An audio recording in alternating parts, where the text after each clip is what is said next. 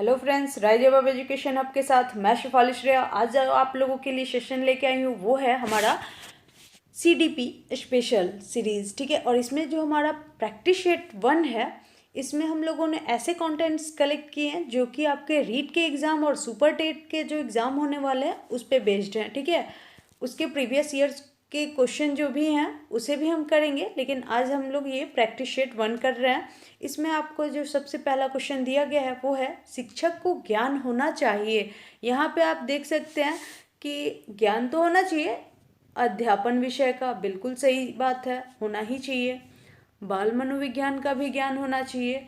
तो अब आप यहाँ जल्दीबाजी में क्या करेंगे कि ऑप्शन ए को पढ़ा और उसे टिक आउट कर दिया, बट ऐसा नहीं करना है आपको। ठीक है, आप सारे के सारे ऑप्शंस को अच्छे से पहले पढ़ लिया कीजिएगा। ऑप्शन सी है शिक्षा संहिता का, इसमें इसका कोई रोल नहीं है। ठीक है, और डी जो आपका ऑप्शन है वो है अध्यापन विषय एवं बाल मनोविज्ञान का, क्योंकि ये भी हो सकता है, लेकिन यहाँ जो आपका सबसे ज़्यादा सेटिस्फाइंग आंसर है वो है आपका ऑप्शन डी, अध्यापन विषय एवं बाल मनोविज्ञान का। ठीक है, देखते हैं हम अपना नेक्स्ट क्वेश्चन।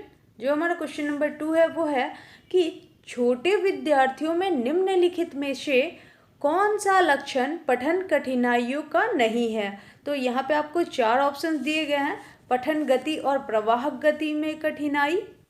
ठीक है, ऑप्शन जो हमारा बी है वो है शब्दों और विचारों को समझने में कठिनाई। ऑप्शन सी है सुसंगत वर्तनी में कठिनाई, या फिर ऑप्शन डी है वर्ण एवं शब्द पहचान में कठिनाई। तो डियर फ्रेंड्स, आपका जो है अगर यहाँ पे नहीं दिया होता तो आपके ऑप्शन डी, सी और बी तीनों सही हो सकते थे। ठीक है, लेकिन यहाँ पे नहीं पूछा है, जिसके कारण आपका जो है ऑप्शन ए वो बिल्कुल करेक्ट होगा। ठीक है, यहाँ पे नहीं पूछा है, इस बात का आप हमेशा ध्यान रखिएगा क्वेश्चन आपसे क्या कह रहा है।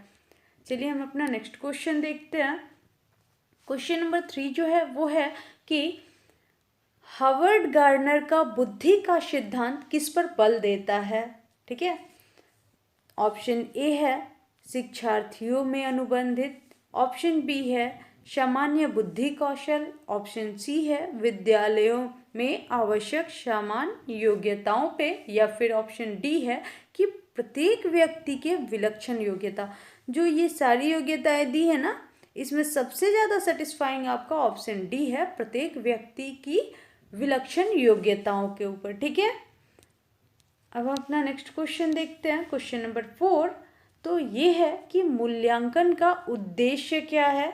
यहाँ पे आपको 4 ऑप्शन दिए गए हैं, बालकों को धीमी गति से सीखने वाले एवं प्रतिभाशाली बच्चे के रूप में लेबल करना। ऑप्शन बी है जिन बालकों को उपचारात्मक शिक्षा की आवश्यकता है उनकी पहचान करना।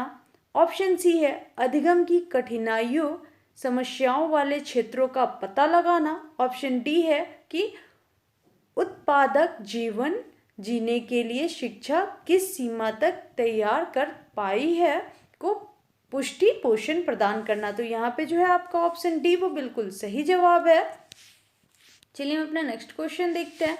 किस व्यवहारवादी का मानना है कि अन्य व्यवहारों की भांति भाषा की क्रिया प्रसूत अनुबंधन द्वारा सीखी जाती है। यहाँ पे आपको जो है 4 ऑप्शंस दिए गए हैं। ऑप्शन ए है वाटसन, ऑप्शन बी है स्किनर, ऑप्शन सी है गथरी, ऑप्शन डी है थॉर्नडाइक। तो जी हाँ फ्रेंड्स, आपका ऑप्शन बी बिल्कुल सही जवाब है, स्किनर। ओके, नेक्स्ट हमारा क्वेश्चन है कि हम सभी में आवश्यकता अनुसार अभिप्रेरणा की शुरुआत होती है। छात्रों की वह आवश्यकता जिसे उसको सर्वप्रथम पूरा करना चाहिए संबंधित है। यहाँ पे 4 ऑप्शन जो हैं, इसमें आपका ऑप्शन बी जो है वो बिल्कुल सही जवाब है, शारीरिक। ठीक है, नेक्स्ट देखते हैं हम अपना क्वेश्चन।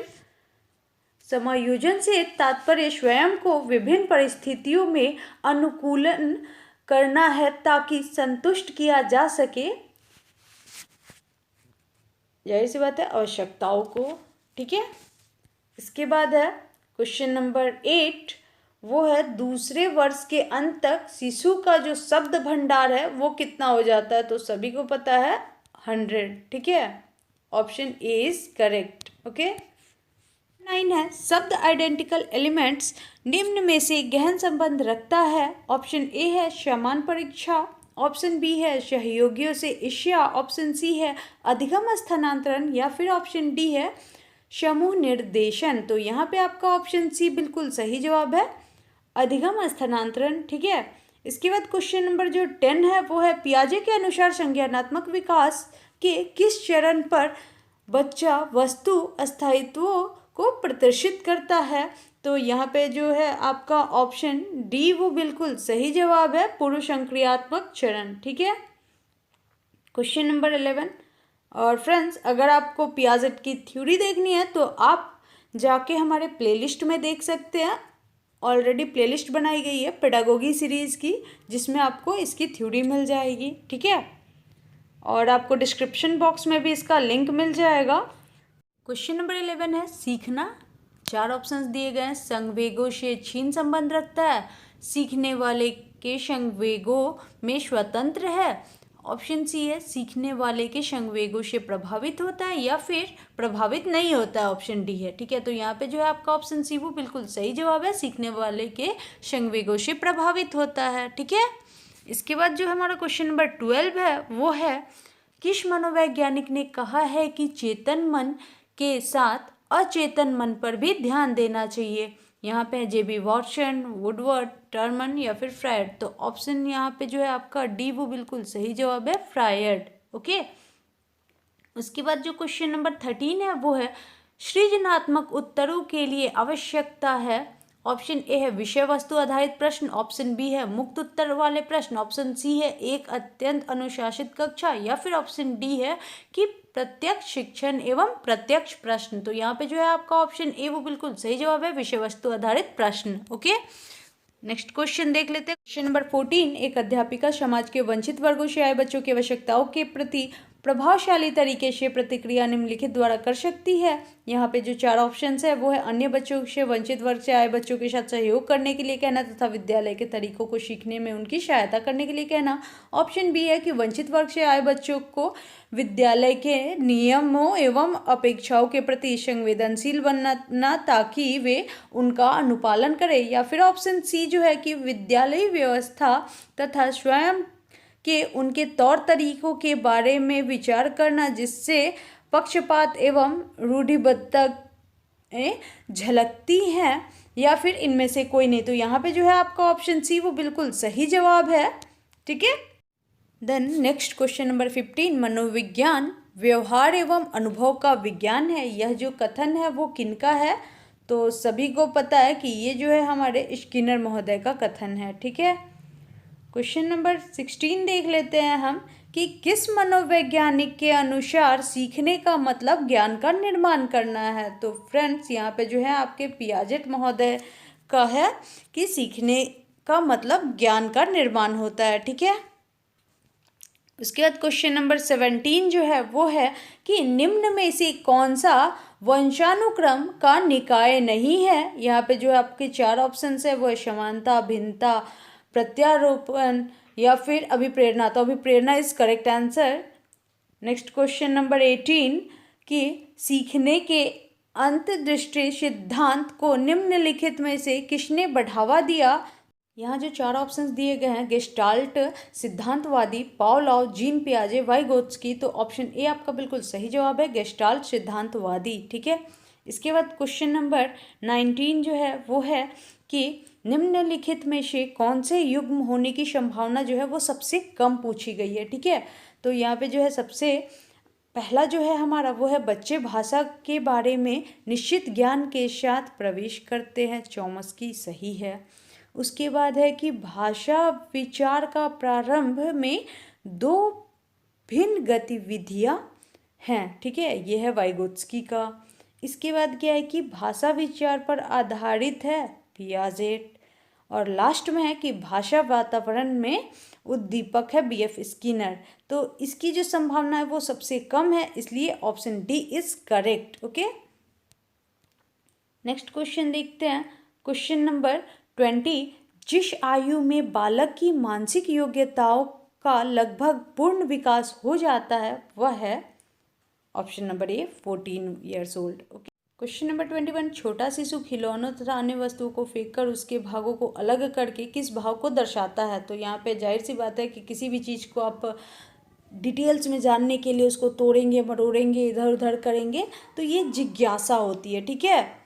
इसके बाद जो हमारा नेक्स्ट क्वेश्चन है वो है कि समन्वित जो शिक्षा है यानी इंटीग्रेटेड एजुकेशन की सफलता किस पर निर्भर करती है? तो यहाँ पे जो है आपका ऑप्शन ए है समुदाय के समर्थन पर, ऑप्शन बी है पाठ्य पुस्तक की उत्कृष्टता पर, ऑप्शन सी है शिक्षण अधिगम वस्तु की गुणवत्ता पर, या फिर ऑप्शन डी है कि शिक्षक में अभिवृत्तिगत परिवर्तन पर। तो यहाँ पे जो है आपका ऑप्शन बी वो बिल्कुल सही जवाब है। देखते हैं अपना नेक्स्ट क्वेश्चन। स्किनर किस देश के वैज्ञानिक थे? तो सभी को पता है अमेरिका के। ठीक है। इसके बाद देख लेते हैं अपना क्वेश्चन नंबर 24, वो है कि निम्न में से कौन से वैज्ञानिक नहीं है? तो जॉन डीवी हमारे मनोवैज्ञानिक नहीं है। ठीक है। क्वेश्चन नंबर 25 है बीजावस्था कहा गया है, यहाँ क होगा, आप इसे मेंशन कर लेना। ठीक है। कहा गया है तो 0 से 2 सप्ताह तक। ठीक है। इसके बाद क्वेश्चन नंबर 26 जो है वो है कि निम्नलिखित में से प्रतिभाशाली अधिगमकर्ताओं के लिए क्या समुचित है? ठीक है। सबसे पहले है कि बुनियादी तौर पर उनकी मस्तिष्कीय शक्ति के कारण ही उनका महत्व है, बिल्कुल ही गलत जवाब है ये। इसके बाद क्या है कि वे अन्य को भी कुशल प्रभावी बनाते हैं तथा सहयोगी अधिगम की लिए जो है वो आवश्यक है, ये भी बिल्कुल गलत जवाब है। इसके बाद वे सदैव अन्यों को जो है नेतृत्व करता है एवं कक्षा में अतिरिक्त उत्तरदायित्व ग्रहण करते हैं। ठीक है। और उसके बाद क्या है, पहले देख लेते हैं कि अपनी उच्च स्तरीय संवेगात्मकता के कारण निम्न श्रेणी पा सकते हैं। तो यहाँ पे जो है आपका ये भी आंसर गलत है, यानी कि ऑप्शन सी जो है वो आपका बिल्कुल सही जवाब है। तो फ्रेंड्स क्वेश्चन नंबर 26 है निम्नलिखित में से प्रतिभाशाली अधिगमकर्ताओं के लिए क्या समुचित है? ऑप्शन ए है बुनियादी तौर पर उनकी मस्तिष्कीय शक्ति के कारण ही उनका महत्व है, ऑप्शन बी है वे अन्य को भी कुशल प्रभावी बनाते हैं तथा सहयोगी अधिगम के लिए आवश्यक है, ऑप्शन सी है कि वे सदैव अन्यों का नेतृत्व करते हैं और कक्षा में अतिरिक्त उत्तरदायित्व ग्रहण करते हैं, ऑप्शन डी है कि अपनी उच्च स्तरीय संवेगात्मकता के कारण वे निम्न श्रेणी पा सकते हैं। तो यहाँ पे जो है आपका ऑप्शन डी वो बिल्कुल सही जवाब है।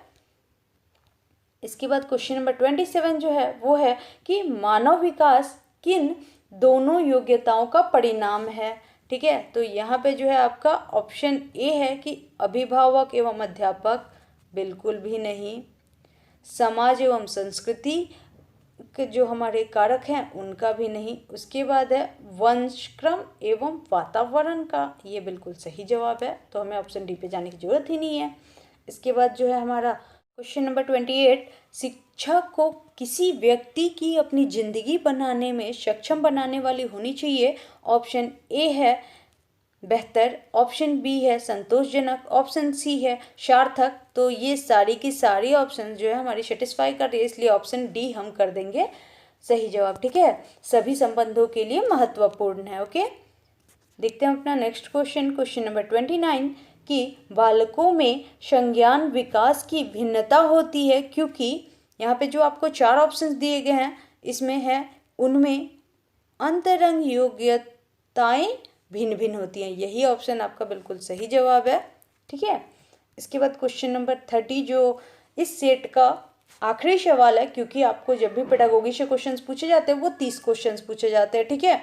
तो एक सेट में मैंने 30 ही क्वेश्चंस रखे हैं, तो ये हमारा आखिरी क्वेश्चन है। अगर आप चैनल पे नए हैं तो प्लीज़ चैनल को सब्सक्राइब कर लीजिएगा और साथ ही साथ बेल आइकन को भी दबा लीजिएगा, जिससे कि आपको सारी वीडियोज़ की नोटिफिकेशन मिलती रहे। ठीक है। तो हमारा जो लास्ट क्वेश्चन है वो है निम्नलिखित में से कौन सा समाजीकरण का एक प्रमुख कारक है? ऑप्शन ए है परिवार, ऑप्शन बी है कंप्यूटर, ऑप्शन सी है आनुवंशिकता, ऑप्शन डी है राजनीतिक दल। तो फ्रेंड्स बचपन से ही पढ़ते आ रहे हो आप लोग परिवार। ठीक है।